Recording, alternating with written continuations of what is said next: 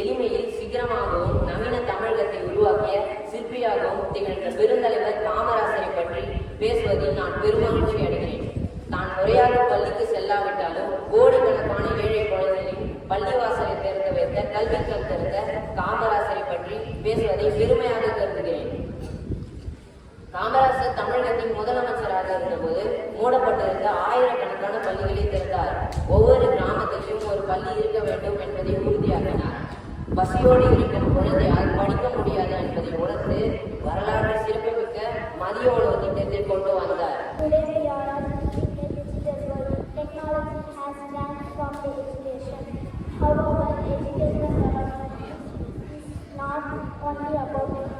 ஒரு தலைவர் எப்படி இருக்க வேண்டும் என்று கேட்டால் நான் ஒரே பெயரை தான் சொல்வேன், ஐயா Kamarajar.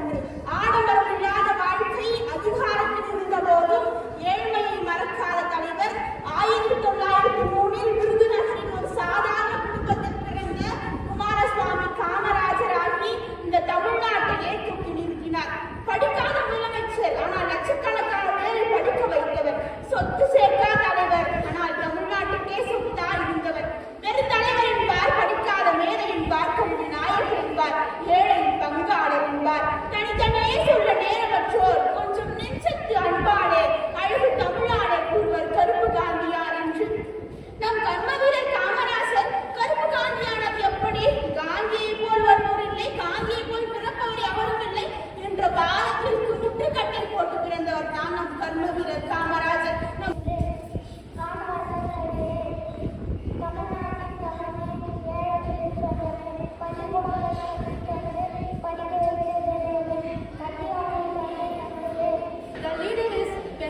Kamarajar, the kingmaker of India. Kamarajar was born on 15th July 1903 in Virudhunagar, Tamil Nadu. His full name was Kumaraswamy Kamarajar. பிள்ளை தொடும் நமது கனவுகளுக்கு சிறுகுகள் முழுக்கும் இடம் வகுப்பறை. மண்ணில் மனிதம் தழுவதற்கே வழிகாட்டி நடத்தும் கல்விக்கரை. அறிவில் ஒளிபரப்பி அறியாமல் இருவர் அகற்றும் உன்னதமான நாள் இன்று.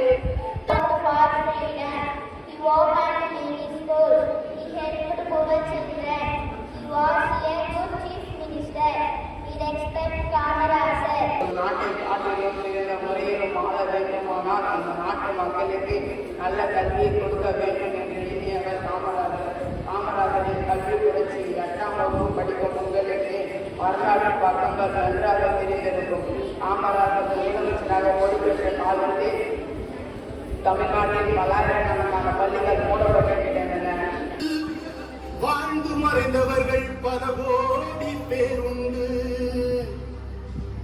இம்மண்ணுலகில் மறைந்தும் வாழ்பவர்கள் 100 பேருண்டு. அப்படி வாழ்ந்தவரில் சிறந்தவரா ஒரு பேர் உண்டு. அம்மா சிவகாமியின் செல்வமா, நம் தமிழ்நாட்டின் செல்வமா, படிக்காத மேதை நம் பெருந்தலைவர்